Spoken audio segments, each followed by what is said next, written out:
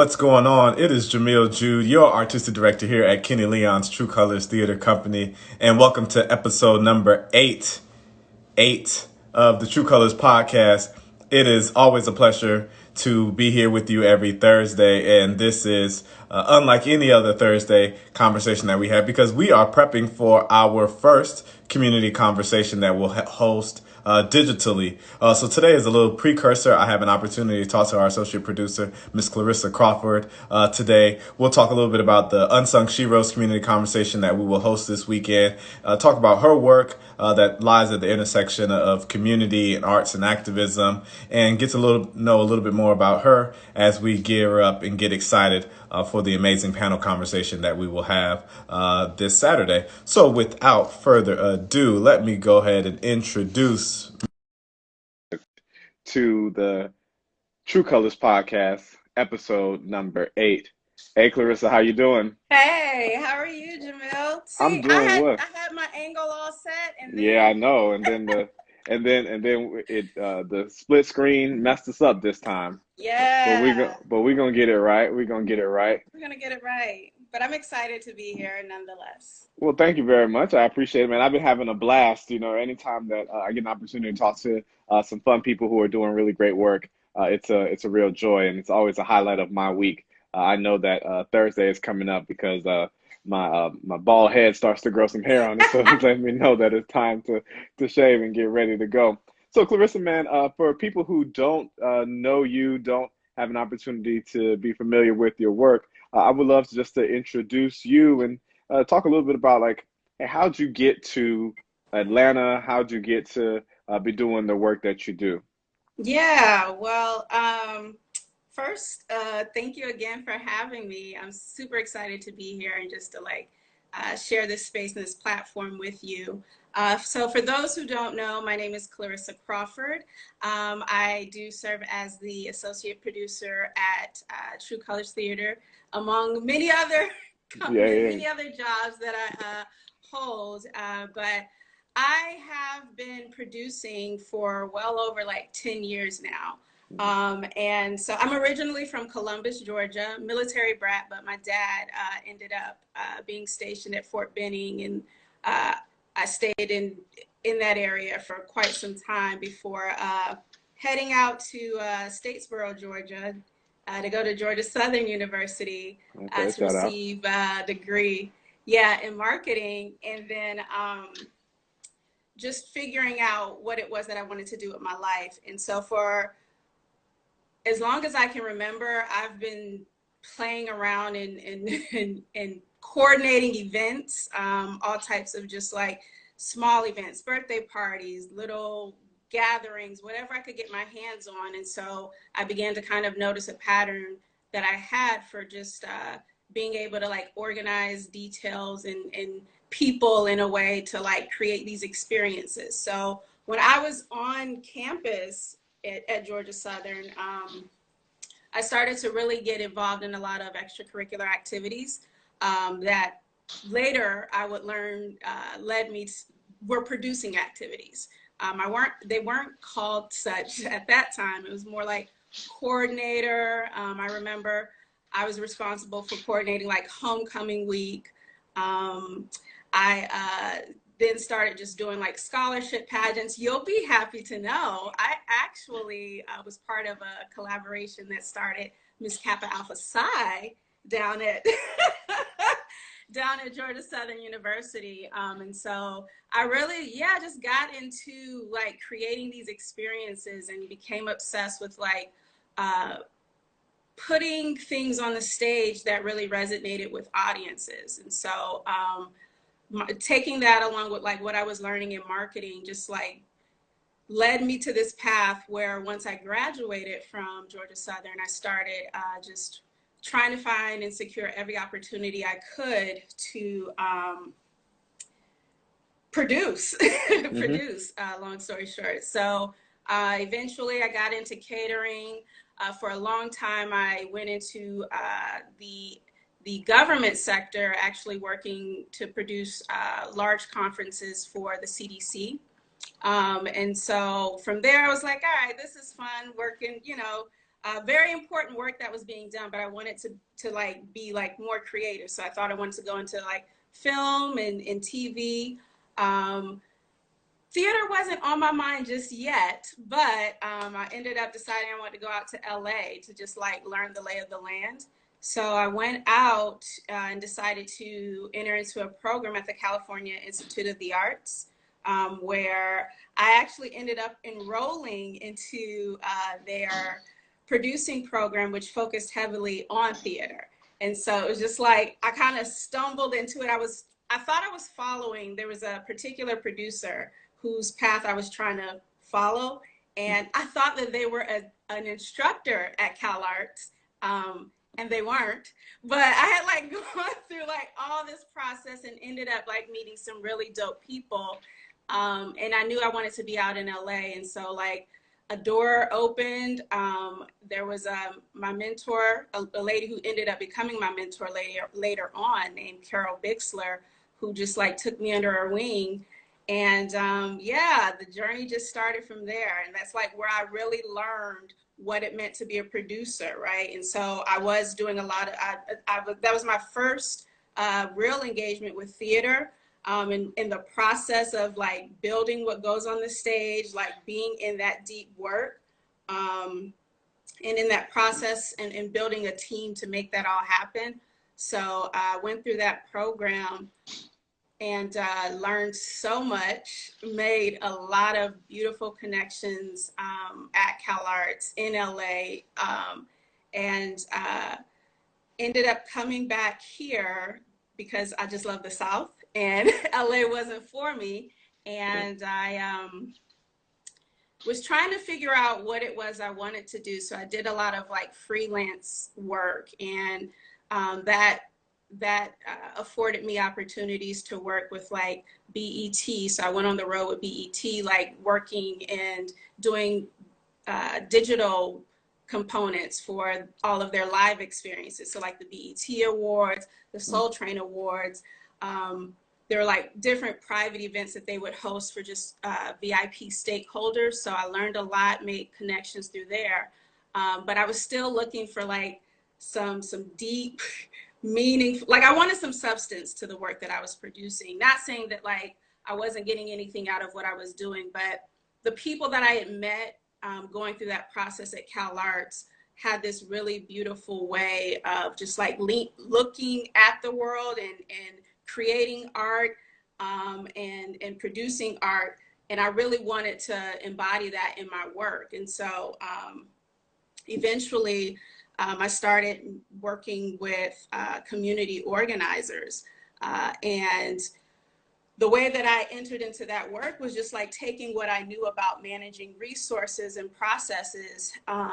And I began to become like responsible for managing resources they were getting through grants and larger funders and donors, and learning how to make those accessible for artists, specifically in the South. So that was a long-winded way for me to just talk about like where I am now, which is, that's what I do a lot of too. So in addition to like helping to create experiences on the stage, I also do a lot of work in the community, stewarding resources and making them accessible for artists who are working in community, and specifically in the South. So.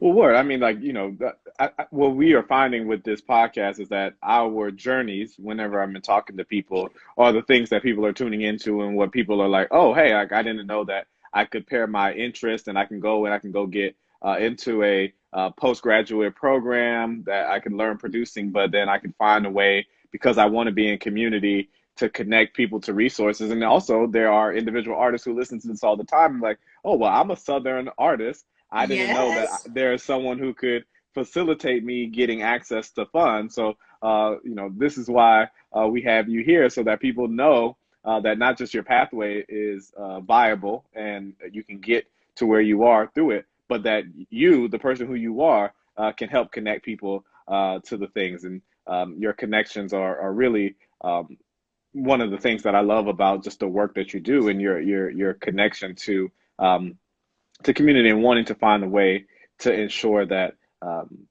you are getting money and resources and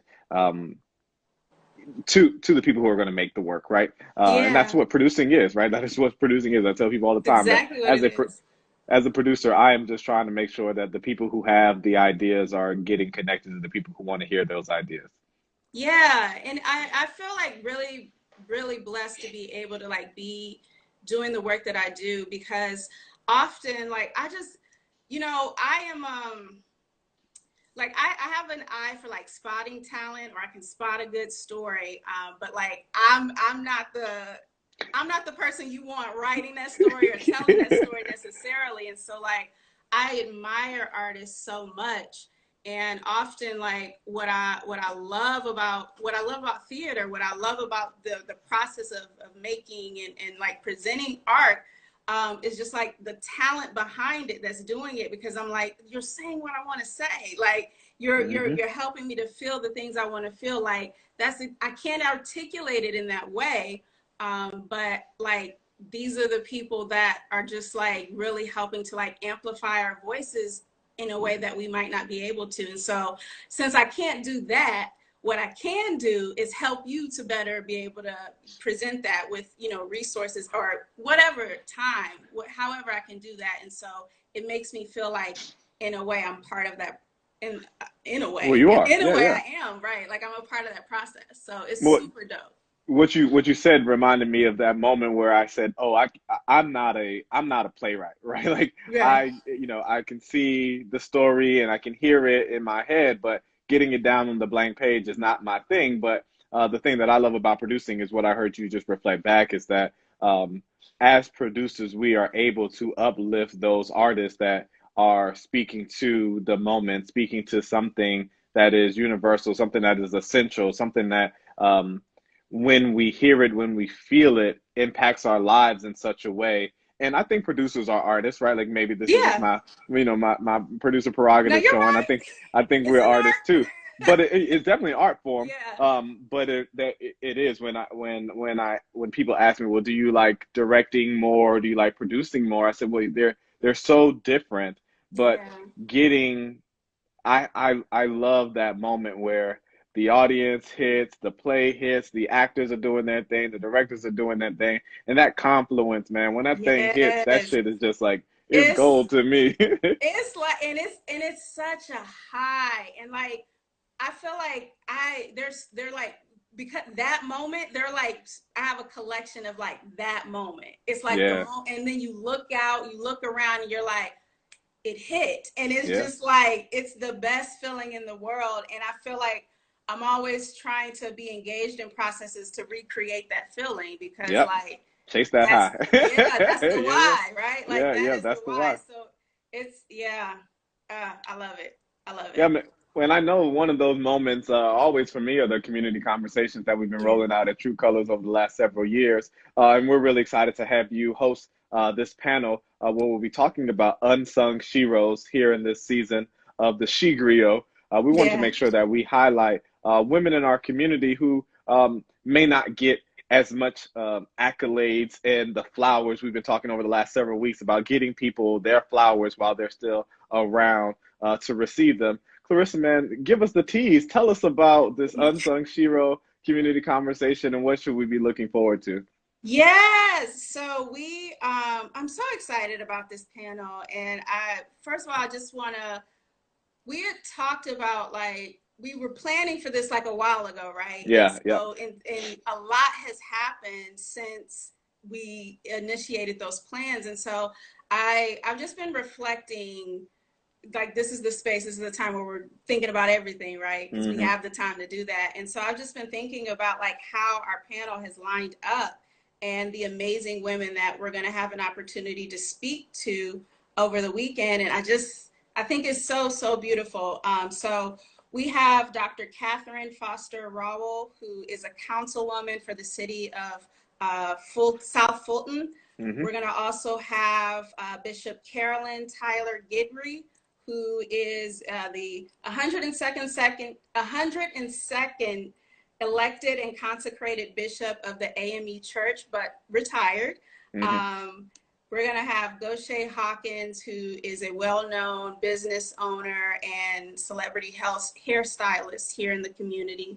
And then also Dr. Kulinda Lee, who serves as the Vice President of Historical Interpretation and Community Partnerships, long title, at the Atlanta History Center. And so like, as I've been just like thinking about like this conversation that we're going to have, where we are going to be able to sit down and honor like our local sheroes who might not always be able to like get the recognition that they deserve, but are within our community doing very important work. I started realizing just like each of them represent like, and this is a bit selfish because each of them like speak to like a part of me. And like, as I started digging in and just learning more about their work, like Dr. Kulinda Lee is a historian, a scholar and historian. And a lot of what she does is like interpret history to like decide like what collections and are going to be like highlighted at the Atlanta History Center. But just like thinking about the importance of being a woman who like holds history. So what that means like now as we're going through this global challenge, but even for me, like I think about like the importance of understanding history for just like moments like now, but then also just like all the moments that are happening like in between. It's so important, and it informs like the work that I do, especially being engaged in community, especially at True Colors, right? Like us being able to understand what's happening in our community, the history of this community, so that we can make sure what we're putting on the stage is representative and speaks to our people. So like history is so important. Bishop Gidry I happened to like, in looking her up, saw that she had like done like a Facebook Live not too long ago, and she was just praying, right? And I was like, that's my grandmama, right? Like that, my grandmother is a minister, and I was just like, okay, so like that's a woman that speaks to my spirit. But not only that, like if anyone is welcome to go and check out their bios, which are available on our website, but like Bishop Gidry has lived through so many important movements in our history as Black people. She came up during the Civil Rights era, and so she worked up under Medgar Evers. She was part of coordinating Freedom Rise. Like there's just like, so she's from Jackson, Mississippi. So just like the history there, right? Like so much knowledge, so much wisdom. She can talk about like fear. She can speak to like what it is to like overcome in the face of fear. Like, so I think about just like with so much uncertainty that's happening right now, like that's a woman I want to speak to. That's a woman I want to hear from. I want to know what you got to say. Thinking about Councilwoman Rowell, who is in community and shaping policy. And she has a long history of working in community for families, for children. All of these women do. But, you know, thinking about, because I work in nonprofit, I understand what that means, right? To be a Black woman at the front line, trying to shape policy, trying to fight for and do right by a community that's not always aware of what it is that you do. And that's not always able to appreciate it. So, and then Goshe, like, hustler, just gets it done, right? Like she has had so many pivots in her journey that are just like super inspirational. But on top of that, like as I was just like digging to find out more about her, I was just like, there was a pace. I was like, she's quick. Like she just moves really quickly. And so there's something about like the pace at which she just makes stuff happen that's like very inspiring to me as well. So it's like, I'm super excited to just like, I feel like we could have individual conversations with all of them, right? But like, I think it's gonna be, to me, I'm excited about just being able to sit in front of all of them at one time and just like hear because they've been doing what they do for well over like 20 years or so. Like they're all seasoned. And so I think that there's just going to be a lot of gems dropped. I feel like it's going to be, you know, we might get a prayer. We're going to get some, you know, spiritual food. But then, you know, Goshay also has her breakfast bar. So, and if you haven't been to business, right? if you haven't been to Goshay's Breakfast Bar out in Cascade, once we get over this, you know, once we get over this, man, go. When you talk about like when you see all the things come together, like Goshay's Breakfast Bar is that spot for me. Like they have the music playing, especially if you go on brunch on the weekends. It's always a lituation. I know we're not saying that no more, but I'm old, so I still say lit. And you know, they got the artwork, and it's beautiful. But like, but in this moment, I think it's a good thing too. When you talk about Goshay and just how much she pivots. She's a hair salon owner and a restaurant owner. When we talk about businesses that have been impacted, you know, greatly by this COVID moment, Goshay is in that. But she's still finding ways. I mean, she still has a smile on her face. She's still trying to find ways to get it done. So I'm really, I'm excited for that conversation. Oftentimes when I'm in those spaces, and I can see it in your smile too. I'm so excited. We get there, and it's like I feel selfish, and I always admit to the audience, like, y'all, listen, I feel like this is my living room. I'm just chatting with some people who I really admire. And it's always a fun thing. I did want to just shout out that this is the first time that we are choosing to do the podcast also as a fundraiser. So shout out to the people who are donating as well in this moment for COVID-19 to organizations like ours. So thank you guys for taking advantage and using the donate button here on the IG Live. We're playing it out again. We're testing new technology, but it means a lot that you think enough about True Colors to donate and support the work. That's super dope. So Clarissa, you know, we have been celebrating she griots all season long, and these women are definitely she griots that we are really excited to highlight and shout out. And I think you also mentioned maybe a Dr. Bixler, I think, as somebody that you said. But please tell us a little bit more about like some she griots in your life that have impacted you, that hold the history, that tell the story, that when you look to them, you see yourself reflected back. Yeah. Man, I was thinking about this because it's going to be one of the questions that I do ask, but I feel really, really blessed because a lot of my she griots, the people, the women that I look to are within reach. And so there are peers that are like working across with me. There are women who've like gone above and before me.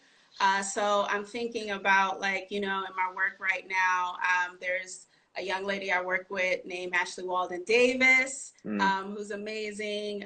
She, you know, is a peer, but I also consider her a mentor just because of the excellence that she moves with. As I think about, you know, when I was reading through Bishop Guidry's just all of the movement that she done, and Medgar Evers came up, and I thought about Emmett Till, and Taki Garrett was who's an amazing director, was artistic director of she's the artistic director of Oregon Shakespeare Festival now too. Yes, she was really instrumental in my journey at Cal Arts because during my time there, she was the associate dean. And so when I was coming into that world, didn't know what theater or didn't know anything, she was so instrumental in just like helping me navigate the process. I had an opportunity. I've been in a couple of processes with her, but you know, she had a piece that she had co-created around Carolyn Bryant that, you know, really was such an instrumental piece in my life as well. So that's someone I think about. I have a local mentor here, Keitha Blackburn. I have my friends, Brandy Stone, Dominique. Like there's just like so many women that I feel blessed to be embraced and surrounded by and supported by, that I can like reach out to anytime. And then, of course, you know, the Michelle Obamas of this world, Oprah, you know, like I feel like I have so many great, women within reach that I can just like tap into when I need inspiration, when I feel like I need guidance, when I need some words. So yeah, I'm surrounded. Yeah, man, lift them up, man. Lift them up. Yeah. Like, I think what's been really cool. So one of the opportunities that you all as a team, like, I always say that I have one of the best jobs in the world, not just because I get to lead True Colors, but like the people I get to work with. Like, I got a whole bunch of she-griots Yeah. that I work with every day. It is a good thing to be outnumbered, to have that many strong, amazing, talented, smart Black women that we work with every day. But a thing that came from the staff was like, hey, let's celebrate. If we are celebrating a season of She Grills, well, then every week let's highlight another one. So we've put together a 52 weeks of women. So on our website, truecolorstheater.org, you can see just every week we've been highlighting another woman. And what's been really fun, and why I'm really excited again about this community conversation on Saturday, just really elevating these stories. And yes, the Michelle Obamas, yes, the Oprahs, rather, there are inspiring. I just finished watching Michelle's documentary last weekend, but it is in the Dr. Kulinda Lee's and the Miss Rowell, Councilwoman Rowell's stories that they feel they are accessible Yeah. to us in a way that makes anyone feel like the things are attainable. Yeah. And I'm wondering.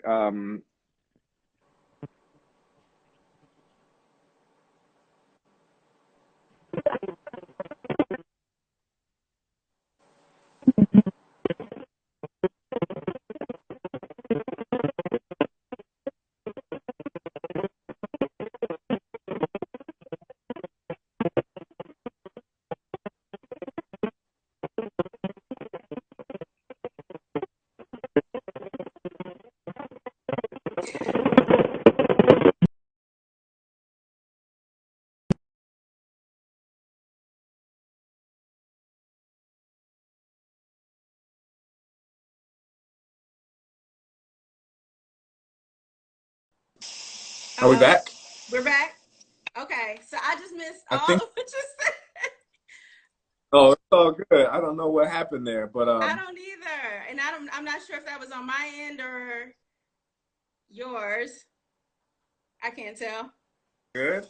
We will keep it moving. Listen, this is how we roll with the.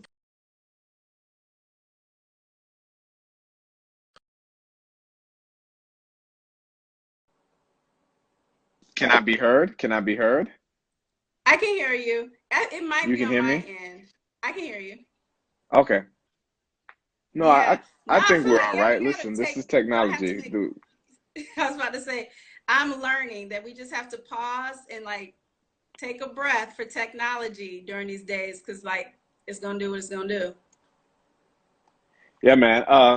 Shout out to Sherry Man Stewart. I appreciate the filmmaker saying that, like, yeah, we had some type of disruption. We'll get on Instagram about that for messing up for messing up the podcast. But the question I asked was that are you what do you think may surprise people about how amazing, or the spirit of tenacity that you have in the panelists coming up on Saturday that people should look forward to?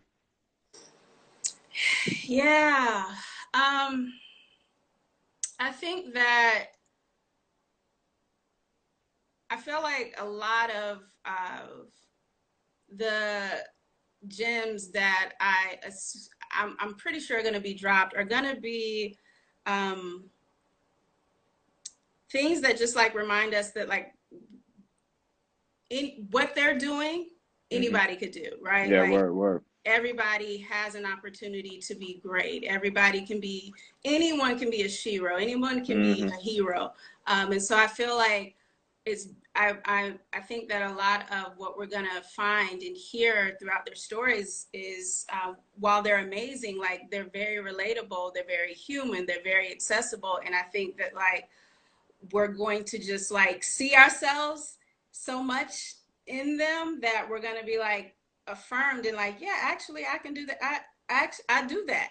oh, that's how I think about that. That's how I approach that. And it's just like, that's all you have to do. It's just like be you, be consistently being you, you know, and just keep aiming for the goal and you'll get it. And so like that's what excites me because again, like I'm taking it, I'm being really selfish, and I'm just gonna take that point of privilege. Do it, It's do like it. I because like as a young Black woman, like I just need to be reminded. I need to see those examples. I need to see it several times. This is why representation is so important. And I think that like just any opportunity that we have to be able to hear how our sheroes, our heroes are doing what it is that they do, like we need to just like, yeah, take a seat and listen, because like it's just what we're able to see is just a reflection of like what we are already. And so I think that like our audience is just going to walk away like, yeah, feeling affirmed, especially right now when things are so uncertain, that like we're a people who overcome. Like we are a people who figure out, we're creative, we set the trend, we break the mold. Like what obstacle, we don't take L's. Everything is a win. Like that's what we do, and we figure it out. We're magic. There it That's is. what they're gonna see. Yeah. We're magic. There it is. Yeah. Listen, tell people you ain't got to wait till Saturday to get You some ain't gems. gotta wait. Clarissa Crawford gonna drop the gems to you right here. Let them rain. Magic. Let them rain, man. We Magic. are the magic. Yeah, you know, Yeah. shout out again to the people who are taking the opportunity. I see you, Miss Tony. I see you. Uh, looks like Faith Antoinette. Thank you guys for the support of True Colors, and it all means so much. Like Clarissa mentioned, you know, this magic that we are able to just to be a part of in the world in which we live in. We only are able to do it because we are in community. We are working with each other. We are finding the things that each one of us do well, and we're supporting and lifting up each other. So that's how we achieve that magic that Miss Crawford is dropping to us right now. So Clarissa, one of the things that we are going to give and to highlight for all the people who are joining us on Saturday, I'm going to preview our upcoming season. I have given a little bit. Okay, I've given a little bit on here on the past where I said that the season is going to be themed joy and pain. And for me, when I think about those emotions, of course, I think about that song, you know, like a sunshine. I don't know if Instagram's gonna let us sing on here. That might be the interruption. If I start singing, I might have to interrupt it myself because y'all don't want to hear that. But for me, man, those ideas of joy and pain is what it means to be a Black person living in America.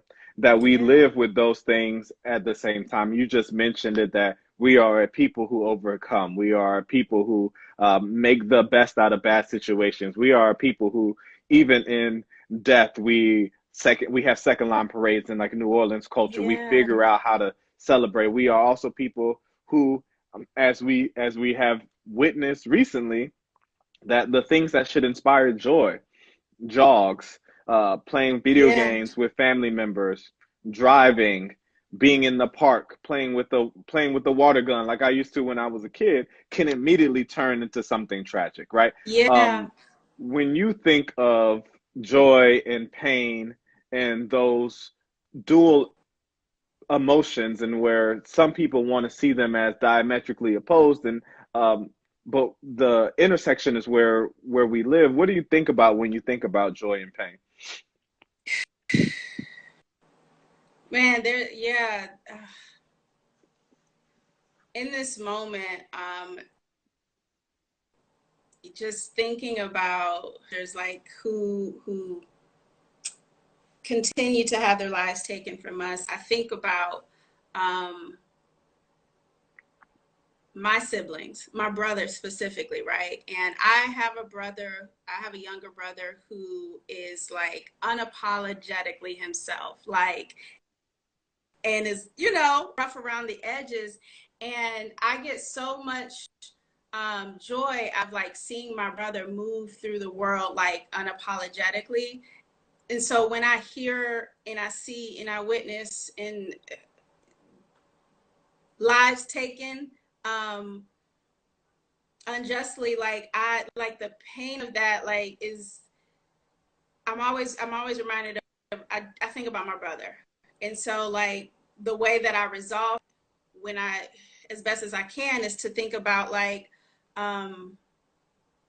what it means to live wholly as ourselves and unapologetically is like a statement. And so it's just like there's so much more power in focusing in on that for me. But I also can't ignore like what I also think about, like any moment that could be me, any moment that could be my brother. And so when I think about like joy and pain, like I feel like it's a tension that I live with like daily. And I have to be intentional about like choosing my focus. And so yeah, I think that it's helpful, so helpful to be able to, this is like, that's why it's like important for me to be able to see stories and examples and hear from others about like who've gone before us and are still with us, like about how to move through these moments, right? We still trying to heal from so much already that's happened. And it's just you know, I it's a privilege to be able to lean in and just like, you know, borrow a little strength from those who have seen this before, unfortunately. And yeah, that's what I think about. Like it's a tension that I just feel like daily. Yeah, you know, and I think too, on top of that, right, like, you know, because they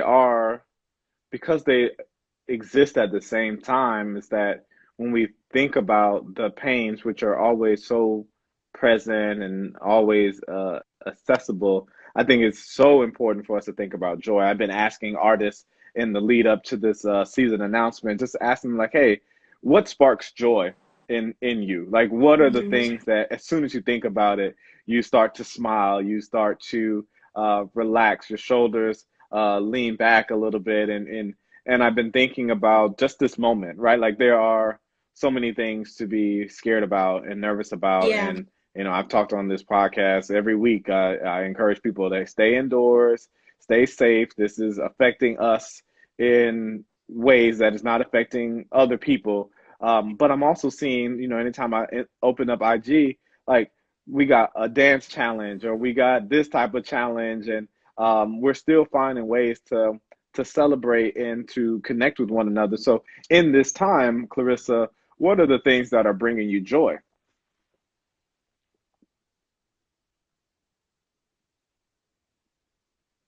Did I lose you again? Yeah, the sound went out again. I can't hear you on this end. I can read your lips, but I can't hear you. No. Uh-uh. Let's see what's going to happen.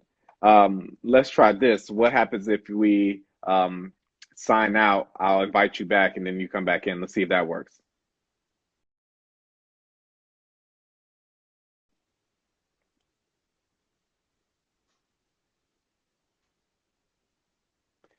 Thanks, guys, for rocking with us. Let's see what's going on. We had a couple technical difficulties today, but we're going to try to get it back. Clarissa, you back? Can you hear us? I'm back. So you couldn't hear There we me? go. No, we couldn't Okay. hear you, but we can hear you now. Now you're back. I Okay. think so. Make sure, thanks again, Sherry, man, Stewart, making sure that I can hear you and I believe everyone else can hear you too. So Okay. the question that I had for you was in this time when there are so many things that we can fixate on, but what are the things that that bring you joy, that you're finding joy in this time? Yeah. So I find joy in being out in nature during this time Mm. because Mother Nature is flourishing. We done left her alone Yes. for a bit. So she's flourishing. I find joy in music. Mhm. I'm finding joy in silence. Mm. I find joy in just like sitting with a cup of coffee. I find joy in like being able to like check in online and then like check out Yes. because there's a lot happening online and Word, word. I feel like I'm constantly engaged, but I do find joy in being able to like hold space online as well. So I'm able, like I'm really intentional about seeking out and creating moments of joy for myself. So, yeah, and I think that's what it takes. Yeah, yeah, yeah. You made me think just now about getting outside, and one of the things that has really given me a lot of joy is like working in my backyard, um, and like pulling weeds and gardening, and I've been really finding that this return to nature, it has been bringing me a lot of joy too. And oh, I've also been going on like daily walks. So we have a really hilly neighborhood, so we've been pushing Journey in the stroller, and that's been a really solid way to bring about some joy in our daily lives, um, and letting Journey get outside and running and things like that. It's all good. Today, Instagram, I promise for those of you all who are joining us on Saturday, we're gonna have all this worked out. And we'll be on Zoom. We'll be on the Zoom platform. I don't think that we have shared with people how they can participate in the community conversation. So of course you can go to truecolorstheater.org, and go to the community conversations tab, or on the events page, and you'll see the Unsung Sheroes community conversation. Use the registration link, and then you'll be given the Zoom link to join us on Saturday. Saturday at 11 o'clock is when we'll have an Unsung Shero panel. I think we got Clarissa back here. Yes, I'm here. It is all good, man. Listen, like I have had my battles with Instagram Live. For those of you all who have been with us on the podcast for the 8 weeks, they know that I've been struggling with this. So it is all good. It is all good. Shout out! We just got a huge donation. So thank you very much for that. Appreciate it. Again, on this first time that we're doing it, even in the 40 something minutes that we've been on, people have been supporting the work for True Colors. So thank you very much, Shay Mack, for that donation. Cece, let's leave people with the thing. We talked a little bit about the joy. We talked about that intersection a little bit. What's the thing that you can't wait to do once we get back to normal? Just leave people with the things that you can't wait to do once we all get back together. I can't wait to go to brunch at Ghost Shay's Breakfast Bar. At Ghost Shay's Breakfast Bar. There you go. Jim, boom, boom, boom. Good. And also, no, even though like they're not fully open, you can do takeouts, and you should support, because please, our businesses during this time. Yeah, I can't wait to like go get my hair done. I can't wait to like gather without deep concern. I don't know if that'll ever be the same, but I can't wait to just like actually like be in space with people. I can't wait to see in the True Colors show, production, community conversation in person. Yeah, I just can't wait to just like be out and about and see lots and lots of people. Not too many people, maybe. I don't know. Sure. We'll see. Yeah, I mean, it's definitely gonna be I was gonna say touch and go, but maybe a little less touch when we all get back together. But like you talked about, what you looking forward to? Yeah, man. I was thinking the other day, I miss hugging friends. Like I miss like just like seeing somebody that you care about and being able to let them know that you care about them. I'm a former athlete and a sports junkie, so I can't wait to see sports again. This Jordan documentary has been tiding me over for a while. As shameless as it is, I can't wait to have people gather in the theater. When we talked about earlier, what that moment when it hits, as a producer, being out on stage and doing the curtain speech, seeing an audience there that is ready to see this play, talking to the actors backstage as they get ready, and just being in that gap, really between the actors behind me and the audience in front of me, realizing that I'm right there in the middle of them, is one of the best feelings in the world. And I can't wait Yeah. to give a curtain speech again when we're gathered in the theater. Yeah. Nice. Clarissa Nice. Crawford, man, thank you so very much for joining us, for battling with technology. You are a lot of fun. People are going to be excited to hear what you have to say, and they're really going to be excited and take away a lot of um, a lot of good stuff Yeah. from Excited too. our panelists on the Unsung Sheroes community conversation that we're hosting this Saturday at 11. Um, Thank you. Thank you. Go to Thank you. truecolorstheater.org, register, find the Zoom link. As many people as want to, there is no cap. Go. And again, shout out to everybody who donated, especially in this crazy time, who are donating to the work of True Colors. It means so very much to all of us over at True Colors. So thank you all so much. We will see you all Saturday. And then we'll also see you all next week, Thursday, for episode number 9, where I'll be joined by Tinashe Kajese Bolden, Director of Schoolgirls at African Okay. Mean Girls Club. I want to talk to her Man. too. Listen, y'all, we keeping it going, man. We are giving you guys the best that we got in consecutive weeks. So thank you all so very much for rocking with us. Enjoy the rest of Yes. your day, Thank you, Clarissa. Jamil. All Yeah. right. Thank Have you. a great Thank one. you. Bye, y'all.